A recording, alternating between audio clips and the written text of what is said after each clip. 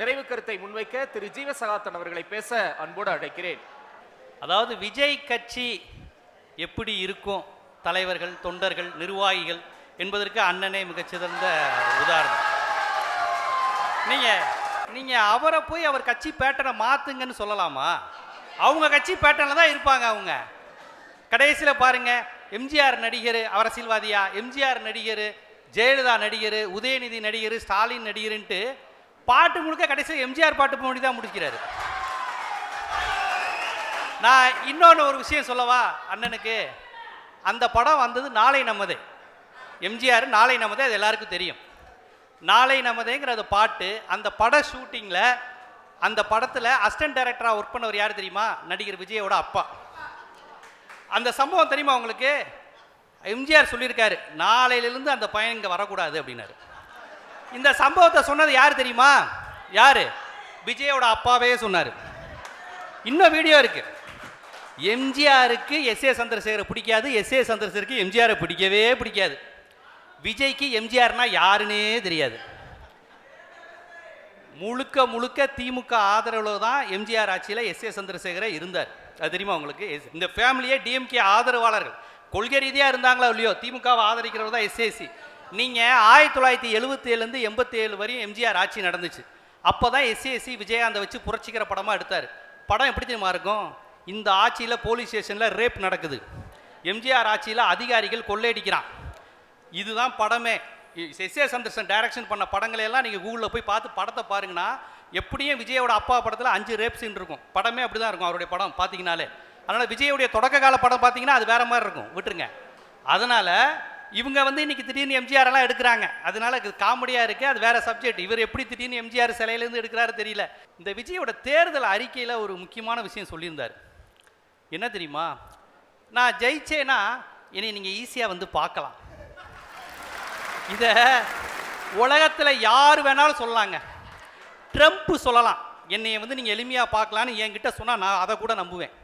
ட்ரம்ப்பை கூட ஒரு நேரம் இல்லாட்டி ஒரு நேரம் பார்த்துடலாம் நம்ம. இவர் சொல்கிறாரு, இவர் பார்ப்பாராம். யார்? 41 பேர் செத்த குடும்பத்தை இன்னும் வாசல் வரையும் கூட போகலை. இவர் ஜெயிச்ச உடனே இவரை ஈஸியாக அணுகலாமா? எளிதில் அணுகக்கூடியதுங்கிறது ஒரு தலைமை பண்பு. அது அறிஞர் அண்ணாட்ட இருந்தது. அறிஞர் அண்ணா எப்படி தெரியுமா? மக்களை தன்னை பார்க்கறதுக்கோ தான் பேச்சை கேட்கறதுக்கோ வெயிட் பண்ண வைக்க மாட்டார். ஆனால் அவர் பேசுறது 9 மணி நேரம் 10 மணி நேரம் இருக்கும். விஜய் பேசுறது 2 நிமிஷம், ஆனால் அதை கேட்கறதுக்கு இவங்க 15 மணி நேரம் வெயில நிற்பாங்க. அப்படி என்னதாண்டா பேசுறாரு ஸ்டாலின் அங்கிள்? இதை ஒரு வார்த்தை பேச, வேற என்ன பேச போறாரு அவர்?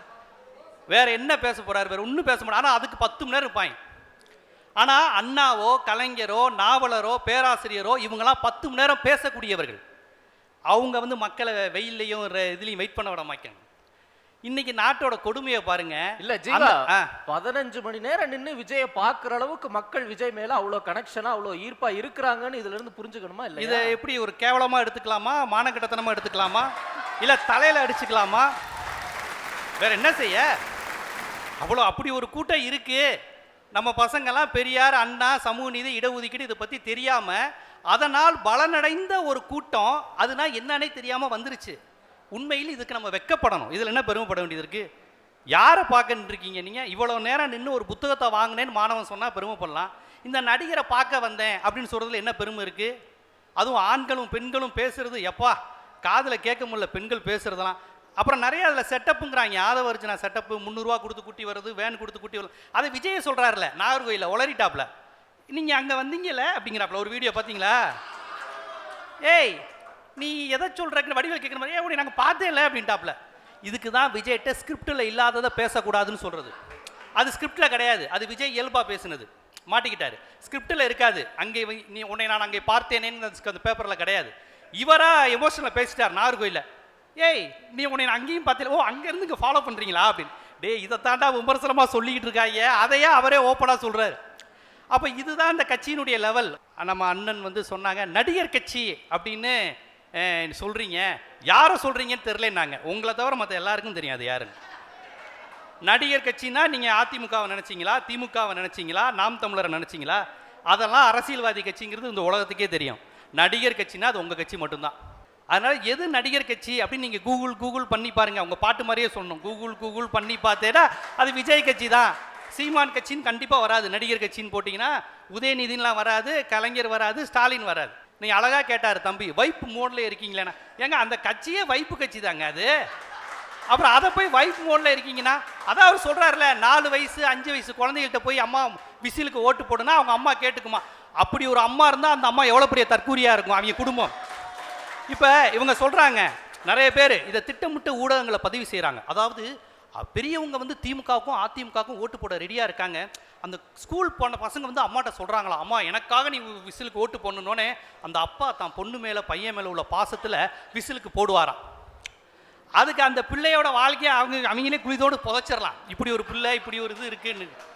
ஏன்னா அந்த அளவுக்கா முட்டாளாக இருக்கிறாங்க. 10 வயசு 12 18 வயசு வரையும் தற்கூரியாக இருக்கலாம். 45 50 வயசு வரையுமா இருப்பாங்க. தமிழ்நாட்டில் அவ்வளோ முட்டா பயலாக இருக்கான். கண்டிப்பாக அப்படி இருக்க மாட்டாங்க. ஆனால் அப்படி பதிவு செய்கிறாங்க. ஏதோ இதுதான் விஜய்க்கு ஓட்டு போடுறதுல தான் தாய் பாசம் தந்தை பாசம் இருக்கையே. எப்பா இனி இவ்வளவு தற்கூரி குடும்பமா தமிழ்நாட்டில் இருக்கு. அதெல்லாம் திட்டமிட்டு உங்ககிட்ட பதிவு செய்கிறது. விஜய்க்கு இருக்கு. அப்புறம் இன்னொன்று, இளைஞர்கள் கூட்டம்னாலே அது விஜய்க்கு தான் போடுவாங்கங்கிறது மிகப்பெரிய பொய். இளைஞர்களில் பாதி பேர் அஜித் ரசிகராக இருக்கிறாங்க, சூர்யா விக்ரம் ரசிகர்லாம் இருக்கிறான். அவன் என்ன 50 பேர் விஜய்க்கு போட்டுருவாங்களா? இந்த ஒரே ரத்தம்ங்கிற படம் படு குப்பையான படம், கேவலமான படங்கிற மாதிரி பேசினாரு. அந்த படத்தில் ஸ்டாலின் அவர்கள் வந்து நான் நடிக்க போகிறேன், நான் சிவாஜி மாதிரி நடிக்க போகிறேன்னு சொல்லி நடிக்கலை. அந்த படம் எதை பேஸ் பண்ணது தெரியுமா உங்களுக்கு? உங்கள் கொள்கை தலைவர் பாபா சாஹேப் அம்பேத்கர் வாழ்க்கையில் நடந்த சம்பவத்தை பேஸ் பண்ணி கலைஞர் எழுதின படம் ஒரே ரத்தம்னு ஒரு படம். தயவுசெய்து யூடியூப்பில் போய் பாருங்கள். அம்பேத்கரை மாட்டு வண்டியில் ஏற்றாமல் ஒரு படித்து வந்த பட்டதாரியை தலித்துங்கிறதுக்காக மாட்டு வண்டியிலேருந்து தள்ளி விட்டுருவாங்க. இது அம்பேத்கர் வாழ்க்கையில் நடந்த சம்பவம். இந்த சாதியோட வழியை கலைஞர் அவர்கள் தான் பையனை வச்சு ஹீரோவை வச்சு எடுத்தார். அந்த படம் ஓடணுங்கிறதுக்காண்டி எடுக்கலை. ஏன்னா இப்படியான வைப்பு கூட்டம் மத்தியில் அந்த படம் எப்படி ஓடும்? உங்களுக்கு கூகுள் பண்ணி பார்த்தேன்னு காஜர் அகர்வாலோட கட்டிப்பிடிச்ச அண்ணா தானே ஓடும். அந்த படம் அந்த மாதிரி படம் கிடையாது. அது முழுக்க சாதி ஒழிப்பை பேசிய படம். சாதியவாதிகள் பார்க்க மாட்டான். உங்களை மாதிரி ஆட்களுக்கு புரியாது. அது எப்படி அந்த படம் ஓடணுங்கிறதுக்காக எடுத்ததில்லை. அம்பேத்கர் வாழ்க்கையை தமிழ் சமூகத்துக்கு சொல்லணுங்கிறதுக்காக தான் பையனை வச்சு முதலமைச்சர் இயக்கிய படம். நடிகர் கார்த்திக் நடிச்சிருந்தார். அப்புறம் விஜயகாந்துக்கு ஓட்டு கேட்டார். நீங்களே விஜயகாந்த் எந்த சின்னத்தில் நின்னார் தெரியுமா? உதயசூரியன் சின்னம். கதிரவனுக்கு வாக்களியுங்கள். ஸ்டாலின் வந்து கதிரவனுக்கு வாக்களிங்க கேட்பான். எதையுமே முழுசாக தெரிஞ்சுக்கிறது இல்லாமல் அறகுறையாக நீங்கள் இப்படி சொல்கிறீங்க அப்படி சொல்கிறீங்களேன்னு தான் சொல்கிறீங்க. நான் சொன்னதெல்லாம் வச்சு ஒப்பிட்டு நீங்களே பகுத்தறிவோடு எது சரிங்கிறது முடிவு பண்ணிக்கும். நன்றி. நன்றி ஜீவசகாப்தன்.